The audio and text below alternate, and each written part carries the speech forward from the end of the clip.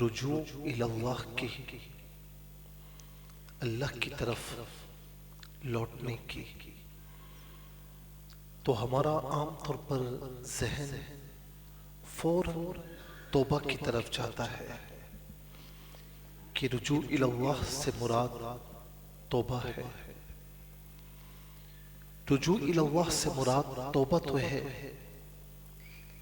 لیکن یہ توبہ جو ہے یہ رجوع اللہ کا لاسٹ سٹیپ ہے۔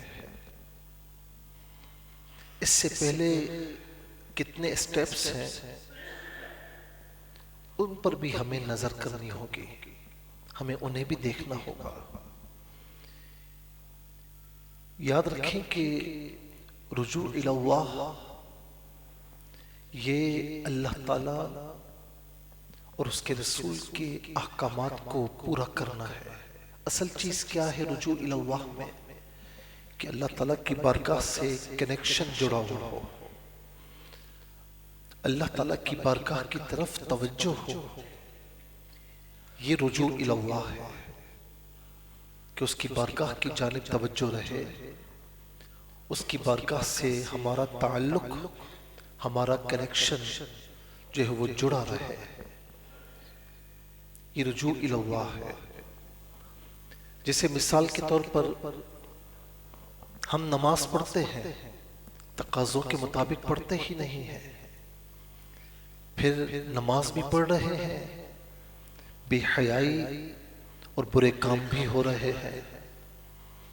ہم ایک طرف نماز، روزہ، حج، زکوٰۃ ساری چیزیں ادا کر رہے ہیں، لیکن دوسری طرف ہم جھوٹ، خیانت، رشوت، سود کا لین دین، حقوق العباد کی پامالی یہ سب بھی کر رہے ہیں۔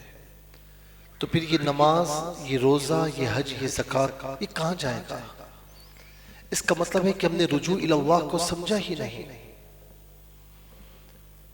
اس کو سمجھنے کے لیے تھوڑا سا ہم غور کریں۔ جیسے ایک شخص تھا، اس کا کسی خاتون پر وہ عاشق ہو گیا، یہاں تک کہ قافلے نے پڑاؤ ڈالا اور اسے تنہائی میں اس خاتون کے ساتھ کچھ وقت میسر کرنے کا موقع ملا۔ تو اس خاتون نے کہا کہ دیکھ، اس وقت کوئی نہیں دیکھ رہا، لیکن اتنی بات یاد رکھنا کہ اللہ تعالیٰ دیکھ رہا ہے۔ وہ گناہ کے قریب تھا، جسے ہی اللہ تعالیٰ کا نام آیا اور اس لڑکی نے، خاتون نے دہائی دی، وہ خوف خدا والی تھی، یہ تھر تھر کانپنے لگا، اور باوجود اس کے کہ وہ گناہ کرنے پر اس وقت قادر تھا، تنہائی تھی، لیکن اللہ تعالیٰ کے خوف سے اس نے چھوڑ دیا۔ جب چھوڑا، کچھ عرصے کے بعد اس کا انتقال ہوا، اور اس کے بعد اسے کسی نے خواب میں دیکھا کہ وہ جنت میں ٹہل رہا ہے۔ تو خواب دیکھنے والے نے پوچھا کہ بھائی تو لاؤبالی شخص تھا، تو گناہوں میں لذتیں حاصل کرتا تھا، تو اور جنت تھا۔ اس نے کہا کہ تیری بات بالکل ٹھیک ہے، میں گناہگار تھا، لیکن ایک مرتبہ ایسا ہوا کہ میں گناہ کے قریب تھا، اور جب اللہ تعالیٰ کا خوف مجھ پر غالب آیا تو خدا کی قسم کسی اور کے لیے نہیں، میں نے اللہ تعالیٰ کے لیے وہ گناہ چھوڑ دیا۔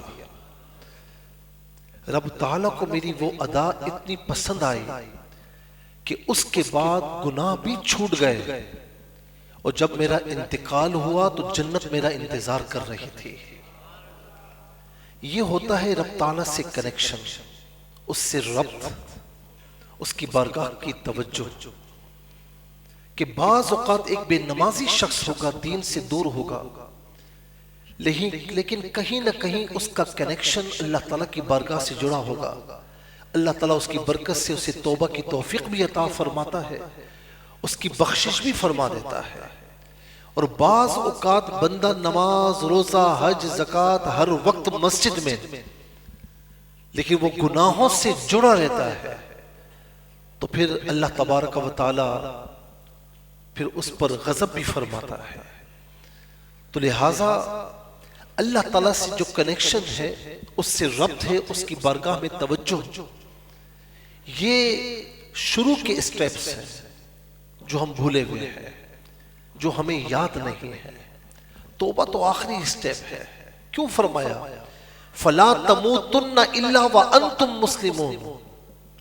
جب تمہاری موت کا وقت آئے تو دیکھو مرنا مت، لیکن جب مرو تو اس حال میں مرو، اس حال میں مرو کہ تم مسلمان ہو کر مرو۔ وہ کیوں فرمایا کہ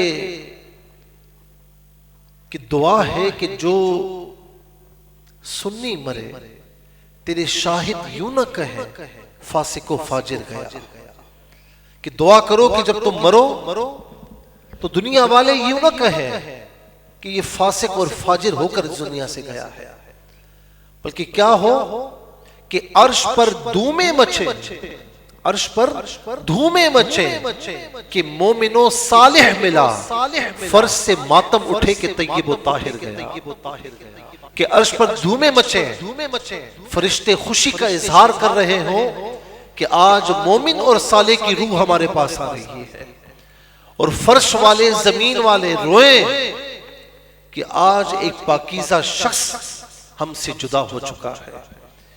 کیوں فرمایا کہ العبد المؤمن یستریح من بلاد الدنیا وآذاها، جب بندہ مومن دنیا سے جاتا ہے تو دنیا کے مصائب و آلام سے چھٹکارا حاصل کر کے اللہ تعالیٰ کی ابدی نعمتوں کی طرف چلا جاتا ہے۔ والعبد الفاجر یستریح منہ البلاد والشجر والدواب وغیرہ، اور جب نافرمان شخص دنیا سے جاتا ہے تو فرمایا کہ شہر، زمین، اللہ تعالیٰ کی دیگر مخلوق، انسان، یہ سارے اس سے چھٹکارا حاصل کرتے ہیں، گویا کہ اذیت ہم سے دور ہوئی ہے۔ اسی لیے علماء یہ فرماتے ہیں کہ جب تو پیدا ہوا تھا تو رو رہا تھا، دنیا والے ہنس رہے تھے۔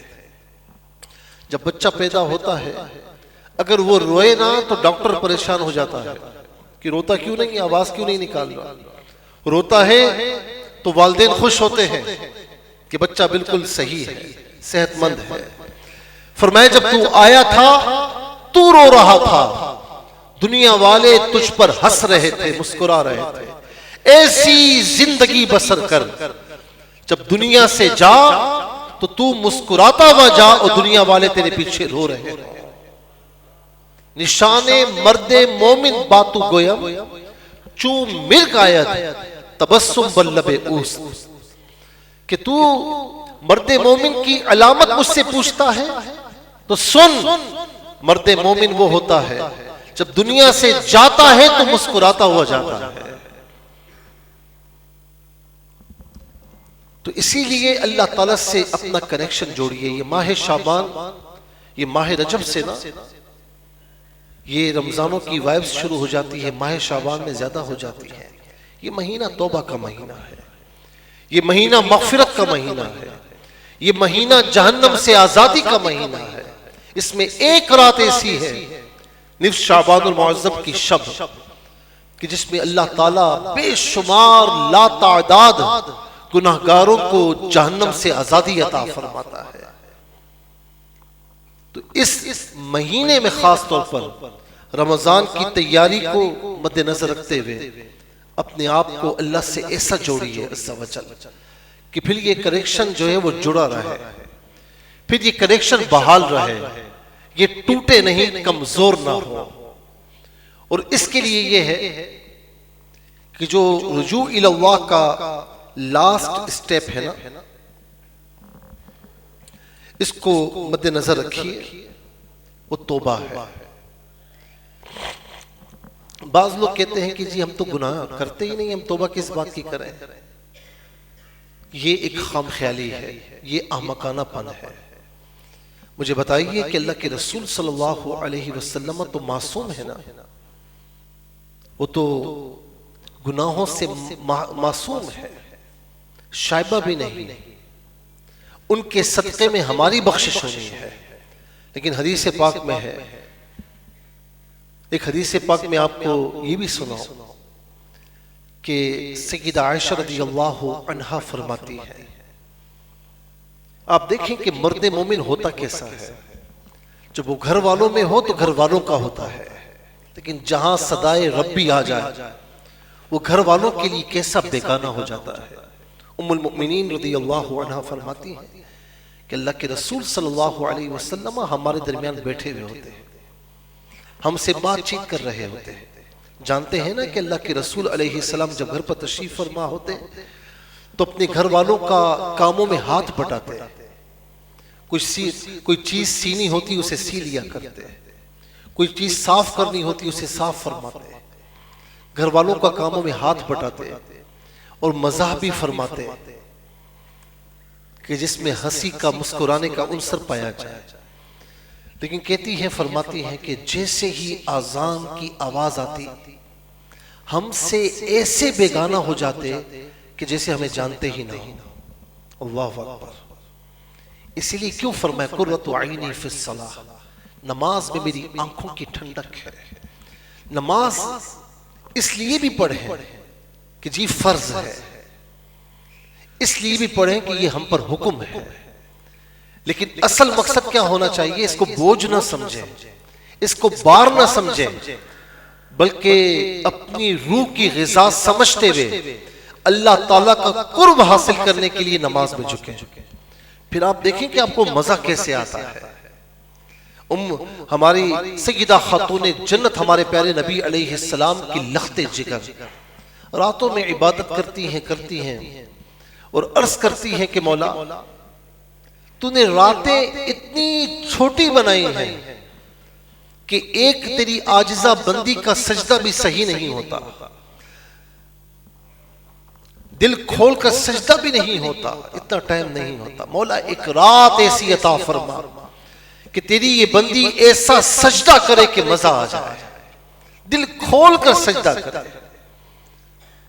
تو نماز پڑھیے بوجھ سمجھتے ہوئے نہیں، اللہ تعالیٰ کا قرب حاصل کرنے کے لیے۔ پھر یہی نماز آپ کو بے حیائی سے بچائے گی، یہی نماز آپ کو فحاشی سے بچائے گی، یہی نماز آپ کو جھوٹ سے بچائے گی، رشوت کے لین دین سے، سود سے، گناہوں سے، غیبتوں سے، تمام گناہوں سے یہی ایک نماز آپ کو بچانے والی ہے۔ یہ نماز آپ کو دوسروں کے سامنے جھکنے سے بچائے گی۔ ایک سجدہ جسے تو گرا سمجھتا ہے، ہزار سجدوں سے دیتا ہے آدمی کو نجات۔ ایک سجدہ اللہ کی بارگاہ میں کر تو لوگوں کے سامنے اللہ تعالیٰ تجھے جھکائے گا نہیں، لوگ تیرے پیچھے ہوں گے۔ ایک اللہ کے سامنے جھک کے دیکھ۔ تو اللہ کے رسول صلی اللہ علیہ وسلم کے متعلق ام المؤمنین سیدہ عائشہ رضی اللہ عنہ فرماتی ہیں، ایک روایت یہ ہے کہ دن میں 70 بار، اور ایک روایت یہ ہے کہ دن میں آپ 100 مرتبہ استغفار فرمایا کرتے تھے۔ ہماری ترغیب کے لیے وہ ہمارے آقا ہو کر، دو جہاں کے خالق و مالک کے محبوب ہو کر، کائنات کے والی ہو کر، وہ روزانہ 100 مرتبہ اللہ کی بارگاہ میں استغفار کریں، اور ہم ان کے غلاموں کے غلام ہو کر استغفار کی طرف نہ آئے۔ یہ کتنی بد نصیبی والی بات ہے۔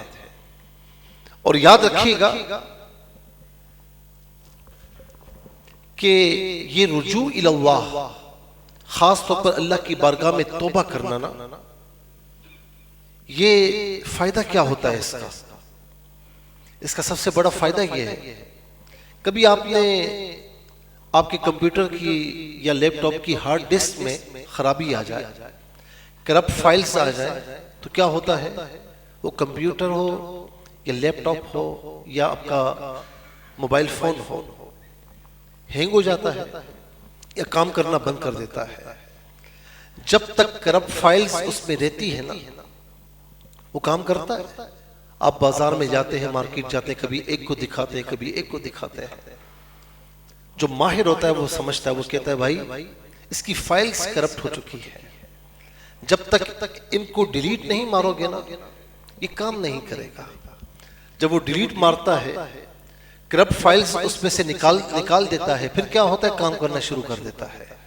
ہماری مثال بھی یہی ہے، اللہ تعالیٰ نے ہمیں اپنی تخلیق کا شاہکار بنایا، لیکن ہم گناہوں کے ذریعے اپنی فائلز کو کرپٹ کر لیتے ہیں، اندر وجود سارا کرپٹ ہو جاتا ہے، اور نتیجہ کیا نکلتا ہے؟ کسی کام کے قابل نہیں رہتے، پھر گناہوں کے دلدل میں اور پھنستے چلے جاتے ہیں۔ تو توبہ کیا ہے؟ اب ایسی کوئی مشین نہیں ہے، ایسا کوئی آلہ ایجاد نہیں ہوا کہ آپ اس مشین میں جائیں یا وہ آلہ لگا دیا جائے آپ کے اندر کی صفائی ہو جائے۔ آپ غسل کر کے آپ اپنے ظاہر وجود کو صاف تو کر لیتے ہیں، اندر کا وجود کیسے صاف ہوگا؟ اس کا کیا کیا جائے؟ کپڑے مشین میں ڈالتے ہیں، صاف ہو کر سوکھ کر نکلتے ہیں، لیکن ایسی کون سی مشین ہے، ایسا کون سا آلہ ہے کہ ہم لگائیں تو ہمارا اندر کا وجود پاک ہو جائے؟ وہ صرف توبہ ہے۔ نبی علیہ السلام فرماتے کہ ان دمعۃ العاصی تطفئ غضب الرب، فرمایا کہ بے شک اس اندر کے وجود کو کوئی پاک نہیں کر سکتا۔ فرمایا بے شک جب بندہ رجوع الی اللہ کرتے ہوئے، اللہ کی بارگاہ میں توبہ کرتے ہوئے، فرمایا کہ جب وہ آنسو بہاتا ہے تو اس کے آنسو اللہ تعالیٰ کے غضب کو بجھا دیتے ہیں۔ اللہ اکبر۔ اس کے اندر کے وجود کو پاکیزہ کر دیتے ہیں۔